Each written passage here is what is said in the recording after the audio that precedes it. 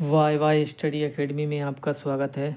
आपके लिए लेकर आए हम जीके जीएस का प्रैक्टिस सेट टॉपिक वाइज, जो कि आपके लिए उपयोगी रहेगा। एमपीपीएससी प्री 2025, साथ ही एमपीएसआई प्री 2025 के लिए, साथ ही रेलवे ग्रुप डी के लिए भी यह क्लास आपके लिए उपयोगी रहेगी। तो दोस्तों, हमने आज से नया सब्जेक्ट स्टार्ट किया है, जिसमें हम शुरुआत करेंगे आज आपका भारत का भूगोल से।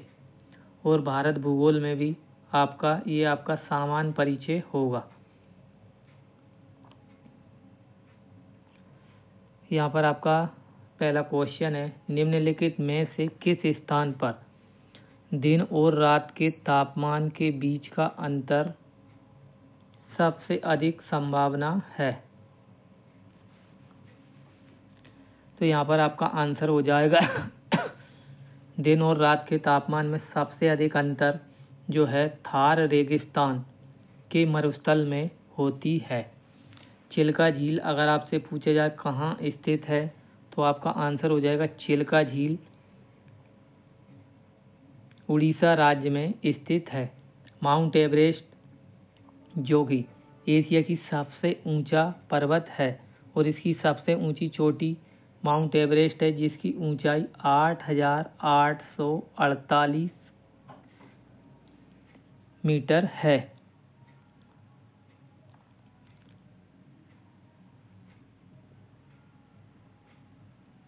अगला क्वेश्चन है, भारत पूरी तरह से पृथ्वी के किस गोलार्ध और किस भाग में स्थित है?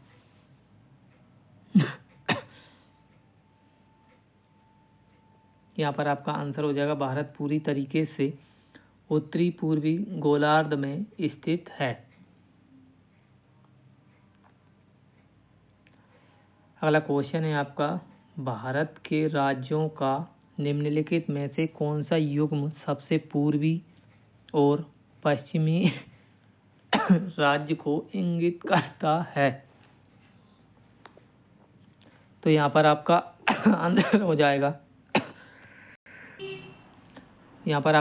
जाएगा पूर्वी सबसे आपका अरुणाचल प्रदेश और पश्चिमी आपका गुजरात हो जाएगा। तो यहाँ पर आपका आंसर हो जाएगा डी, ऑप्शन नंबर डी आपका आंसर हो जाएगा। अगला क्वेश्चन है, भारत अपनी अंतर्राष्ट्रीय सीमा सबसे कम किस देश से साझा करता है? यहाँ पर आपका आंसर हो जाएगा भारत अपनी अंतर्राष्ट्रीय सीमा सबसे कम जो है आपका अफगानिस्तान से साझा करता है। अगर आपसे पूछा जाए कितने किलोमीटर, तो 106 किलोमीटर। अगला क्वेश्चन है, कौन भारतीय भूमि को लगभग 2 बराबर हिस्सों में विभाजित करता है?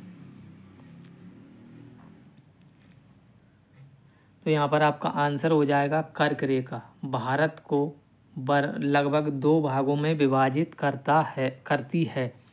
अगर आपसे पूछा जाए कि कर्क रेखा पर स्थित कितने राज्य हैं, तो आपका आंसर हो जाएगा 8 राज्य। और उनको याद करने की ट्रिक है दोस्तों, पंडित झांगूराम 6 मित्र। अगला क्वेश्चन है, भारत भूमध्य रेखा से कितने डिग्री उत्तर में है?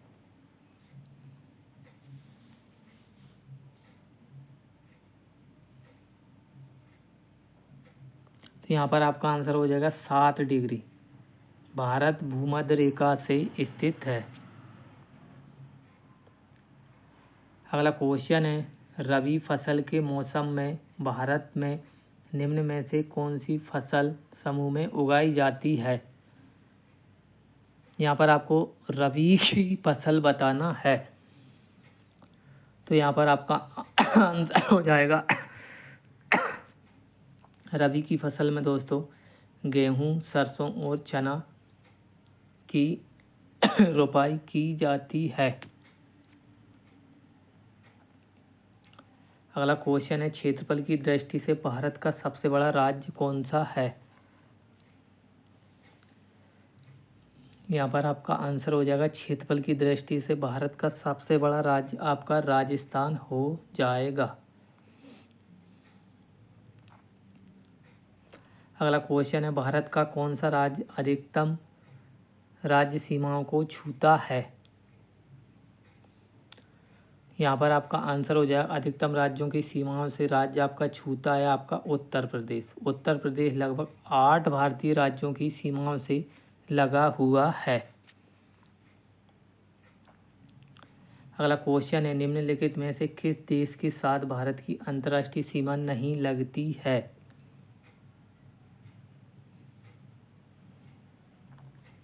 यहाँ पर आपका आंसर हो जाएगा श्रीलंका। श्रीलंका देश से भारत की अंतर्राष्ट्रीय सीमा नहीं लगती है। क्वेश्चन है, निम्नलिखित में से किस भारतीय राज्य की कोई अंतर्राष्ट्रीय सीमा नहीं है? यहाँ पर आपका आंसर हो जाएगा अंतर्राष्ट्रीय सीमा आपका छत्तीसगढ़ राज्य की नहीं लगती है। क्वेश्चन है, निम्न में से कौन सा राज्य नेपाल के साथ अपनी सीमा साझा नहीं करता है?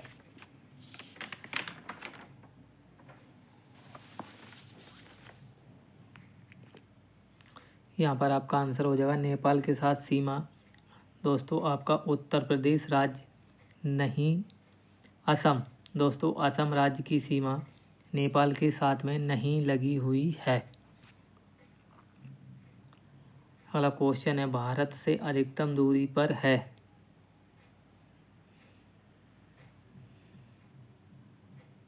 यहाँ पर आपका आंसर हो जाएगा भारत से अधिकतम दूरी पर है आपका दक्षिणी ध्रुव।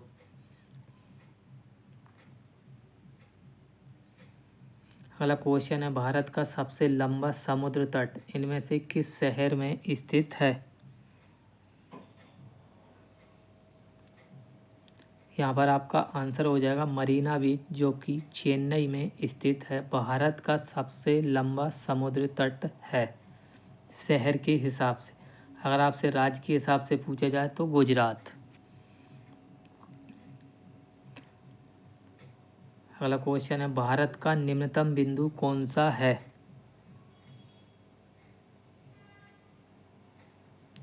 यहाँ पर आपका आंसर हो जाएगा भारत का निम्नतम बिंदु कुटनाड है। तो दोस्तों आपकी हमारी पहली भारत के भूगोल की क्लास कैसी लगी प्लीज़ लाइक और कमेंट करके बताएं और हमारे चैनल को सब्सक्राइब करें। मिलते हैं अगली क्लास में। जय हिंद, जय भारत, जय बाबा साहब, जय संविधान।